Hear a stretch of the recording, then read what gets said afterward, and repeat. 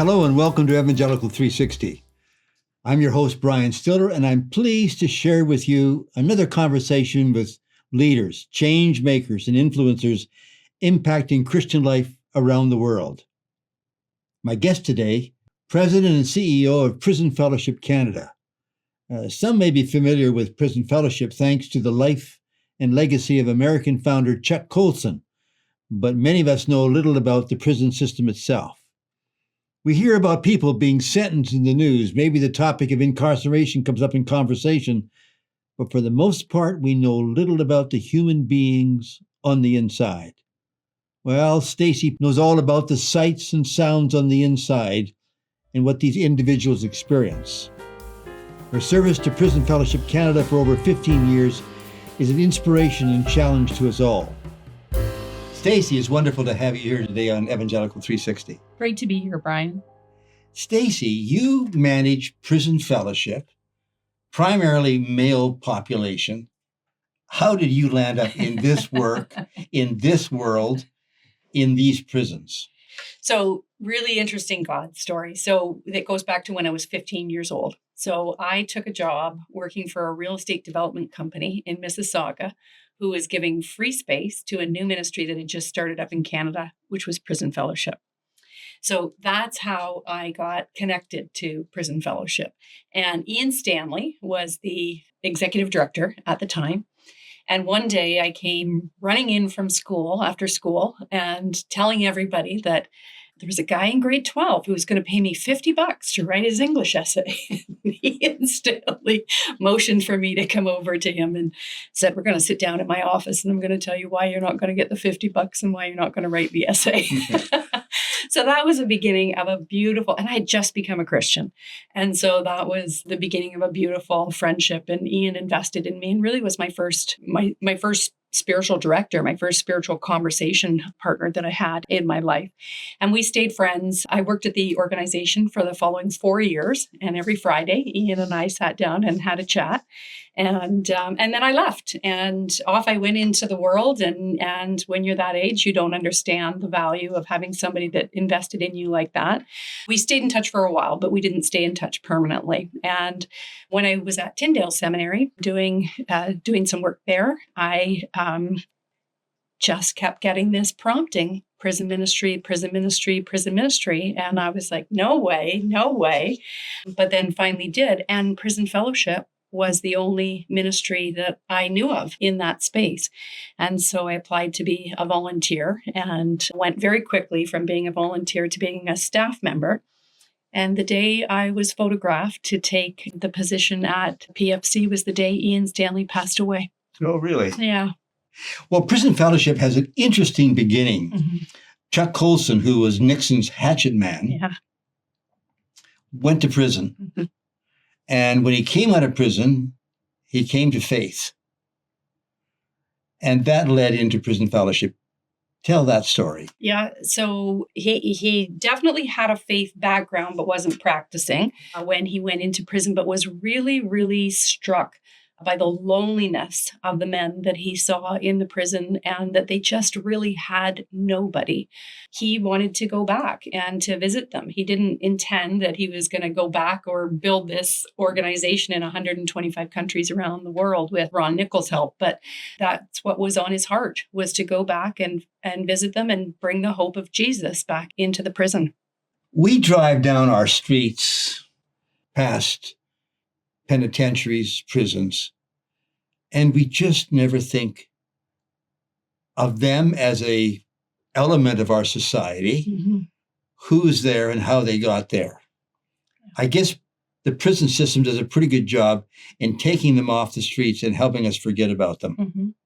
Is that why Jesus said, don't forget about them?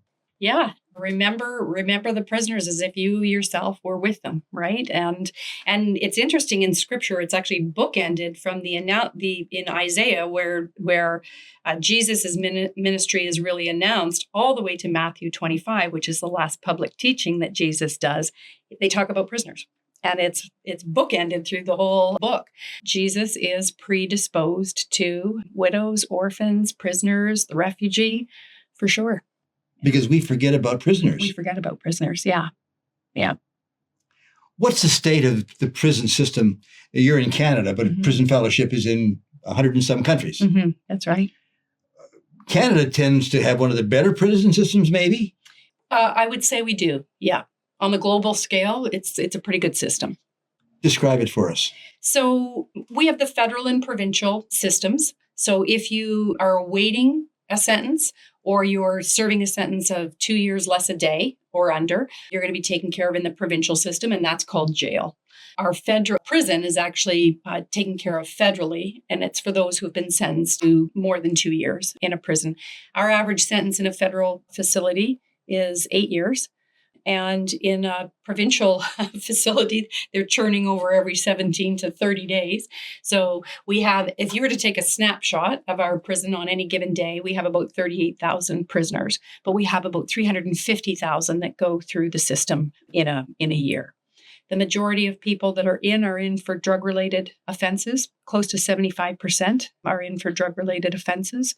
And we tend to read the headlines and think that everyone in a prison is violent, but in reality, it's under 9% of offenders are in for violent offenses. But in those prisons, you also have the guards, the attendants. Yeah, correctional officers. Yeah. Is there an easy role? That's not an easy role. And we've seen a real increase in tension for the correctional officer in the last few years. In the province of New Brunswick, as an example, 9 years was the average tenure of a correctional officer, and it's now 9 months. So lots of violence. Does this increased violence, does it come from, is it a societal issue? What's driving that in your experience? So the trend that we've seen in the last few years is a real uptick in refugees that are coming to Canada, and we're happy for that. But what we are seeing is we're seeing that echoed in the prisons as well. And oftentimes these people are coming from countries that don't have the same relationship with authority and for structure. And so being in combat with a correctional officer is just perfectly normal. And so we're seeing that play out. I think we're also seeing the trauma of war that is going on in a number of countries as people come to Canada. And so that brings with it a certain level of violence as well. So they bring their memories, their experiences, their fears and hopes and dreams, and that filters right into our entire society. Yeah. And of course, it never occurs to us that the prisons also feel the impact of whatever kind of immigrant or migratory elements we have within our society of people coming and going. Yeah. It eventually filters its way through into the prison system. Yeah, that's right. And it's really important to make the distinction that is, of course, is not the entire population of people that are coming to Canada, but there is a group that filters through. And when we don't have the infrastructure and we don't have the help that we're promising, where are people going to get jobs? How are people going to get money? How are people going to live? And so that's going to lead to crime.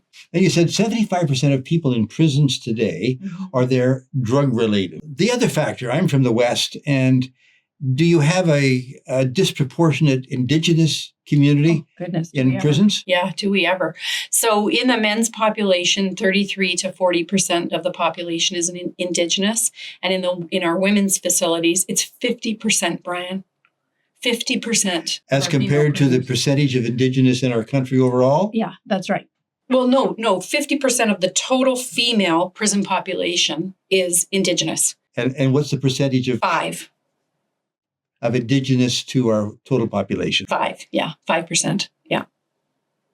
Mm-hmm. Well, as you serve in the prisons, I'm interested in knowing whether the social political debate, whether that works its way down into policy and into program within the prison system. Yeah, it does. Absolutely. Everything works its way into the prison system because it's just a microcosm of the community. So for sure, depending on the government that is presiding at the time, we have different shifts that we see in the institutions. So give you an example of that.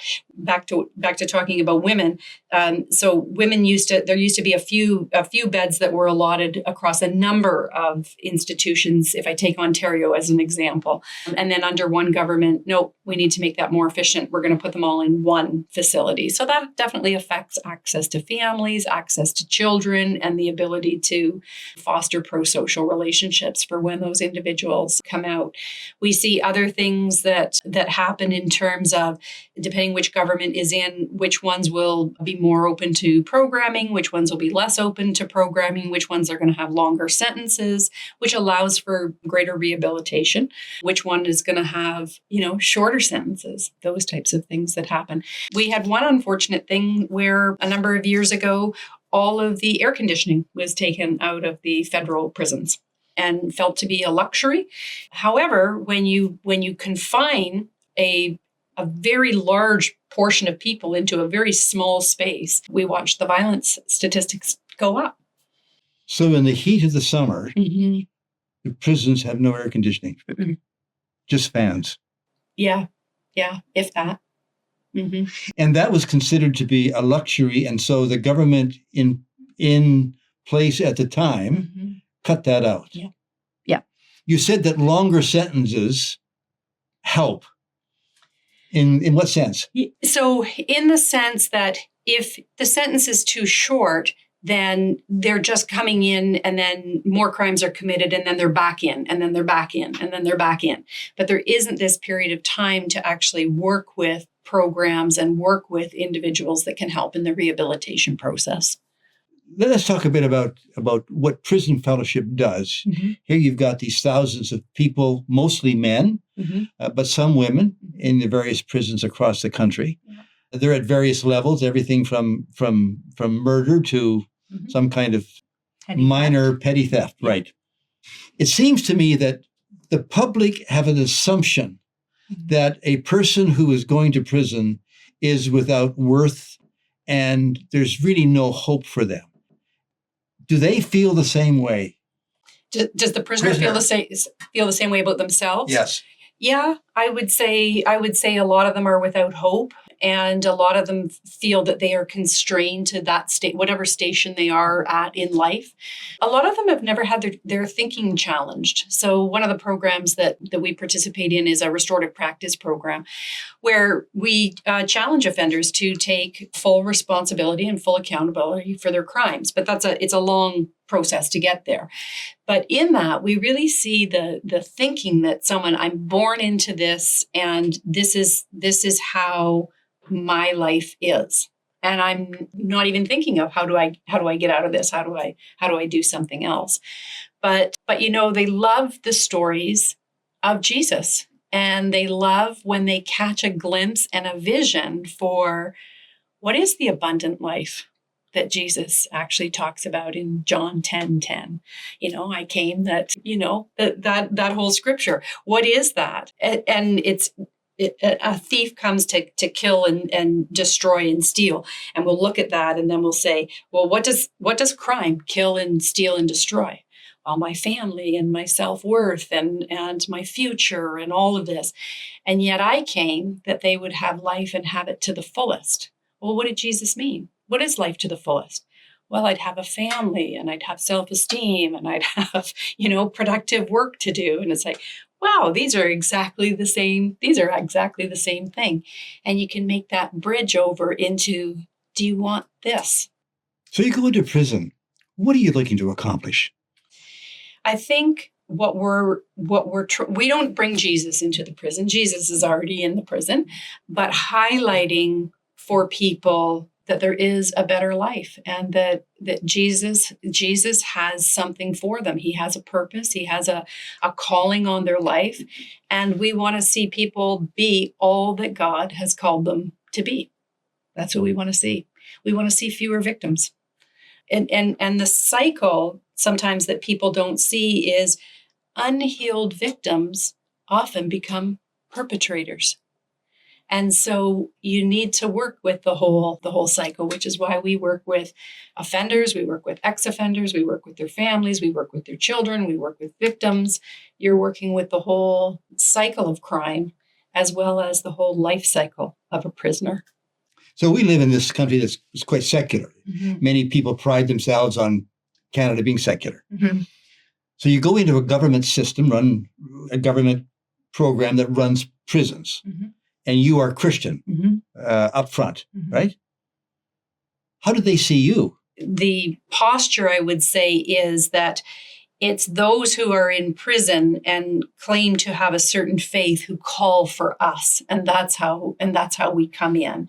They have a right to practice their faith in their tradition. So if they're Christian and they want a Christian organization or they want a Bible study that comes in, then the chaplain calls PF and we'd like to have a Bible study. So that's kind of how we get in to the facility. We're protected in that it's a charter right for someone to practice their own faith, and then. So those are kind of the legal implications, but the staff in a prison will often comment that when people are involved in Bible study programs or that type of thing, it brings the anxiety in the prison down. They see a difference. They see a difference. And how do you go about serving prisoners, ministering to them, doing their Bible study? How does that work? So we have particular programs that are set to accomplish different things. So an example, we have one that's called the Forgiveness Journey, and it looks at forgiveness, all the different askects of forgiveness in the Bible over a 10-week period. And I've never met a prisoner, Brian, that doesn't want to be forgiven. So those programs, we have life skill programs that are based on a biblical model, that type of thing. The restorative practice, where people really want to encounter and make amends with their victim. And so we provide a program that starts that. We work with surrogate victims to start with, and they spend a lengthy period of time working through actually telling the truth. I had one woman who 10 years in, and she finally says, I can't carry this anymore. I've got to tell the truth. And finally told the truth and took responsibility for her crime, and then met with somebody who'd been through a similar crime and heard their story of impact and all these things that we think a normal human being would just get, but they don't. But you go through victim empathy and those types of programs, and then we talk about, well, what's the biblical basis of all this? Why are we doing this? And so those are great programs. Then we have programs outside. And so we have a bridge care program, which is for people trying to reintegrate back into society. We walk with them from 3 to 36 months, depending on how long they need to transition back safely. We want to see fewer victims, and we want to see, lives healed and productive lives. Yeah. Colson, the founder of Prison Fellowship, wrote this famous book called Born Again. Yeah. So obviously within the gospel, there is this transformational aspect. How does that play itself out in the life of a prisoner? So I use 3 words for that: encounter, repair, and transformation. So there has to be an encounter with Jesus in some form. They have to meet Jesus in some way, whether that's through the Bible study or talking about him or praying to him. But somehow it begins with an encounter with Jesus. And then, Brian, the word justice, biblically speaking, means God has taken what has fallen over and stands it up straight. It's the meaning of justice. And so that's what's happening through the encounter, the repair, and then transformation. Transformation occurs. Not all at once, right? Little bits, back and forth, but over a long, lengthy period of time, we see it, just like in our life. And how do prisoners meet Jesus? Story. So here's an example of one of our programs and how we would do it. We have a little card that we put out, and it's a basketball court. And on the basketball court, we talk about all the different positions. You could be at the center, you could be on the opposing team, you could be, as it relates to Jesus, you could be on the opposing team, you could be a heckler in the crowd, you could be somebody that's up in the benches, but you're a hurt player. You've encountered the church before and you're hurt. And then that's where you are. You could be on the court, but you're not at center court. And so we talk about, where are you with Jesus? Have you ever heard of Jesus? And who is Jesus? Who is God? And we have these incredibly honest and bare conversations, and then just provide this little card to help us locate where somebody is. Another example of how I often do it is I will read the passage from Ecclesiastes that talks about all the different seasons and the times. So it's a time to, it's a time to heal. It's a time to scatter. It's a time to gather. So we'll read through the whole passage and then I'll ask, what time is it? What time is it? And they'll be, oh, for me, it's a time to this and a time to this. All right. And then that's an entryway in. So there's a couple examples of. You tell us a story of somebody who has gone through that transformational process. Yeah. Oh, boy, I could tell so many stories. So I can tell the story of an individual who is in for a fairly serious crime, actually, and went to meet with him. And he said to me, now, this book, does that belong to your church? I'm like, you mean the Bible? And he said, yeah, like the Bible. Does every church have their own Bible? It's like, well, no, we all have one Bible. There's different translations, but so something as basic as that is not knowing. So I was going away for Christmas and said to him, I want you to read, but I don't want you to start with Genesis and go all the way through. I want you to promise me you're going to start in the book of John. And I love to start prisoners in the book of the Gospel of John because it's very inclusive, right? And so started them there. Come back 2 weeks later, of course, and the individual says to me, man, this stuff is tough. He says, I started out in the book of Genesis. And he starts to ask me all of these questions about David and different things that are going. He's like, wow, this stuff is scary. And so kind of just what you don't, I have never experienced that in a church, some of the stories. But anyway, we continued on and continued a relationship and continued to meet through Bible study. And, that's probably about 12 years ago, Brian. And that individual wrote me about a month ago to say they were going on their first missions trip.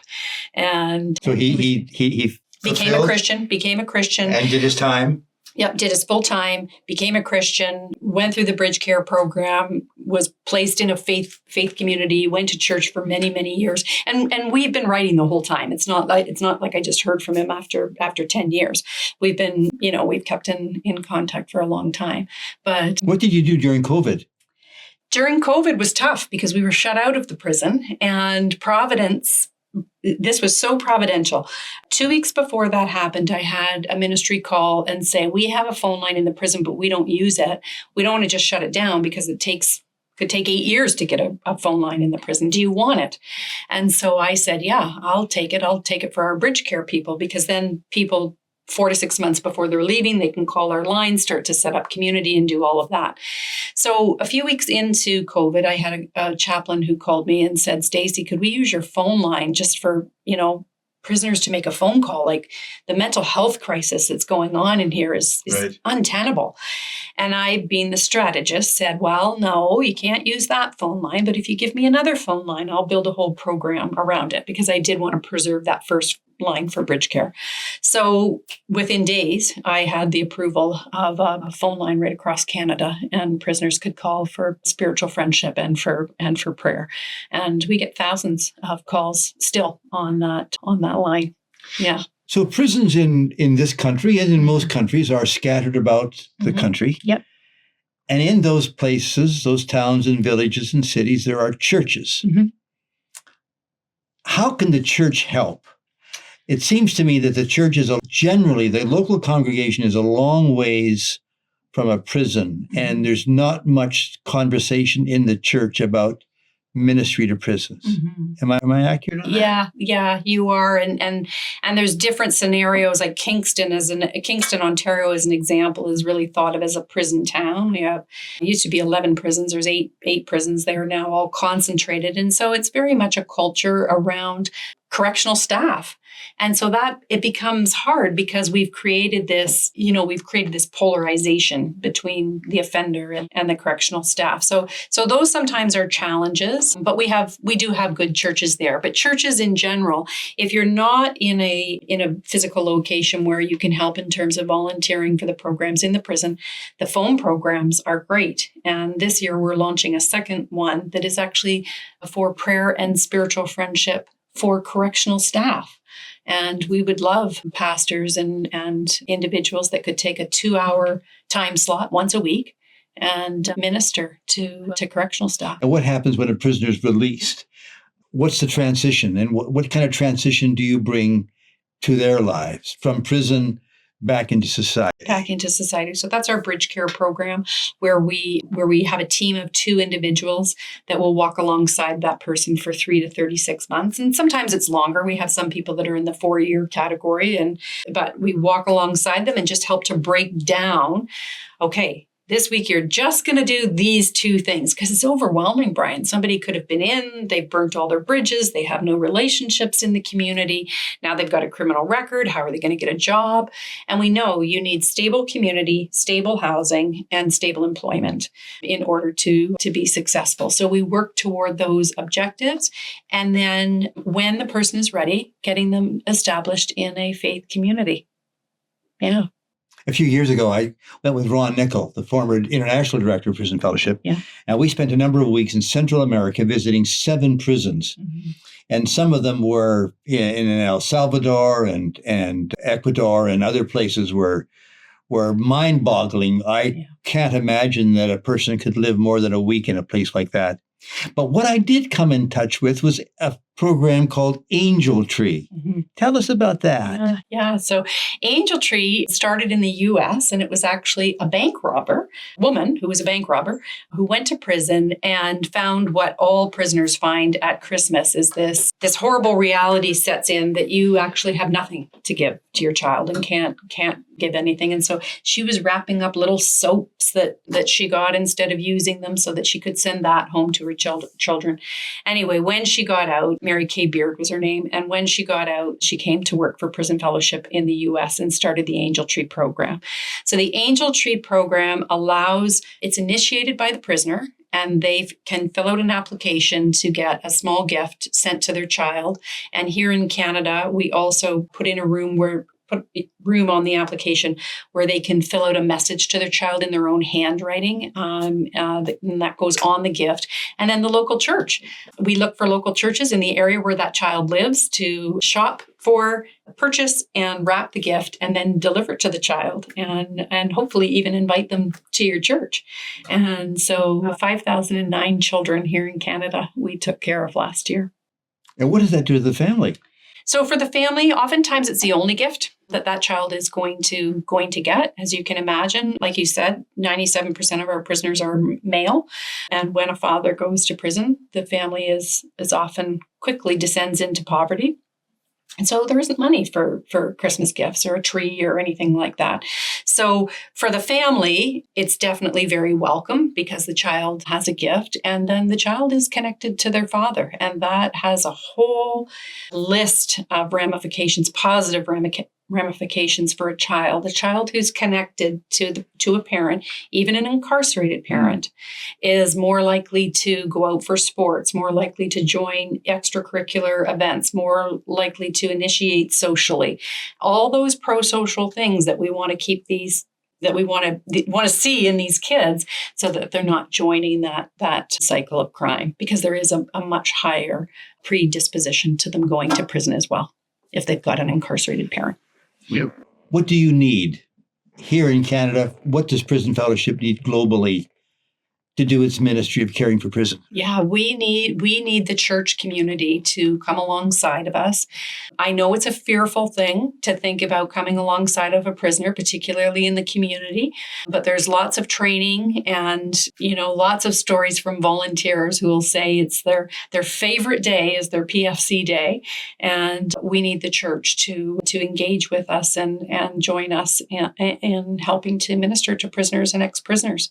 So another area that we need in our restorative practice work, I had mentioned that, Brian, that we bring surrogate victims into the prison who share the impact of the crime. And typically they're 10 to 15 years away from when their crime happened to them.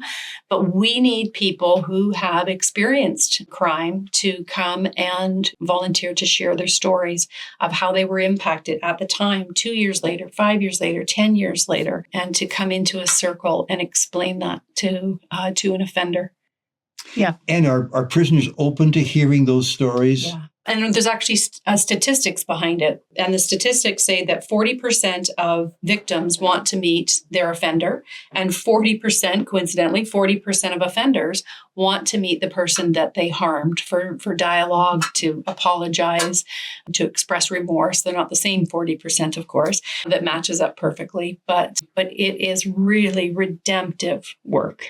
What does that look like? Take me into a prison where a victim, he or she, is in telling their story. Are they standing in front of a crowd, or just 2 or 3 prisoners? What does it look like? So we operate the restorative practice in a circle, typically have up to 12 offenders, between 6 and 12 offenders that are in the circle. And they have gone through for months. They have gone through work with us as they prepare to meet a surrogate. Oh, so you're prepping them it's not just a chance encounter. No. It's part of a longer term strategy. Yeah. And also we don't want to re-victimize victims.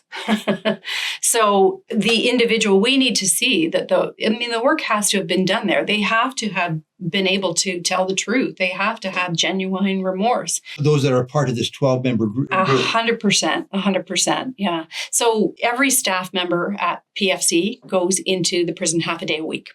So, and they may do different programs. Some might work in bridge care. Some might work in Bible studies. Bridge care is the transition out. Yeah, the transition out. So I myself work once a week with the restorative practice program. So, and I'm actually running one right now, and have victims coming in tomorrow night to the prison in Kitchener. And so, what we do with that circle, we understand what their crimes are. And so we look for surrogate victims who have suffered the same harms as what you say surrogate victims, not just a victim? Not just a victim, because a victim would be they would be each other's direct victims. Oh, I see. So surrogate in the fact that this person has lost someone due to, a drunk driving incident where someone was killed. This one has perpetrated it. They're not each other's victims. Right, okay, I understand they that. share Yes. They share an uncommon understanding because they're linked by the same crime.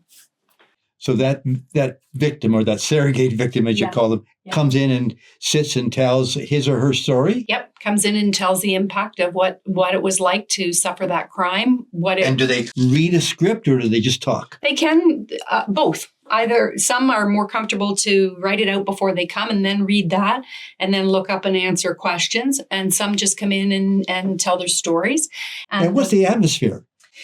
It's tense. It's tense to start with. Certainly some come in and they express anger. Who the victim, yeah, for sure, at what's happened. And really a real frustration about just wanting to understand. Why did you pick me? Was it random? Was it on purpose? Why did you do this? Why do you commit these crimes? Why do you sell drugs? Can you not see that my nephew was, whatever state he was already in? And how could you do that? And then the offenders share, oh, we don't even see that. We are so focused on just getting money so that we can live. We're not even looking at that.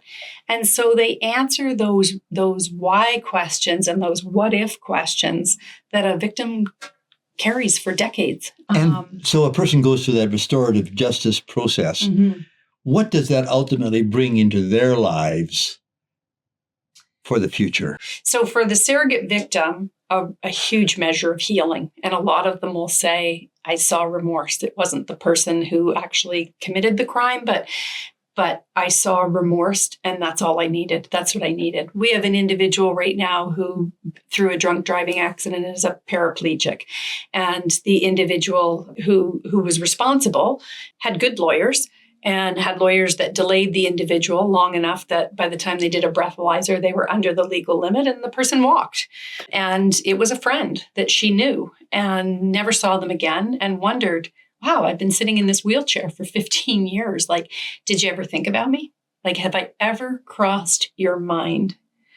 And so came in and sees an offender that we've got in the facility who did the same thing, was had a impaired charge causing significant bodily harm. And so was able to ask her questions about, what about this? And do you think about your victim? And what's a sample of you thinking about your victim? And she's like, yep, I carry his impact statement in my wallet and I read it every morning when I wake up. That was hugely healing for the individual that doesn't know if someone ever thinks of her. So what drives you every day? It's a calling, Brian, for sure. And I am as excited about prison fellowship today as I was when I got here 16 years ago. And, I love Jesus, and I feel really close to him when I'm in the prison, and to see repair and to see lives healed and reconciled. I think it heals a little piece of my heart. And I love the work. It is so life-giving. It is hard. It's hard work, but it is so life-giving. And he's just there. But you don't take Jesus there. No, he's already there. He's already there. He's already there. But we highlight him and we say, see, there he is. Thank you so much for being with us today on Evangelical 360. Thanks, Brian. Thank you, Stacey, for joining us today and for helping us to see and hear those we far too often forget or ignore. And thank you for being a part of the podcast. I'd be grateful if you would subscribe and share this episode using hashtag Evangelical360. If you'd like to learn more about today's guest, be sure to check the show notes or description below. And if you haven't already received my free ebook and newsletter, just go to brianstiller.com. Thanks again. Until next time. Don't miss the next interview. Be sure to subscribe to Evangelical 360 on YouTube.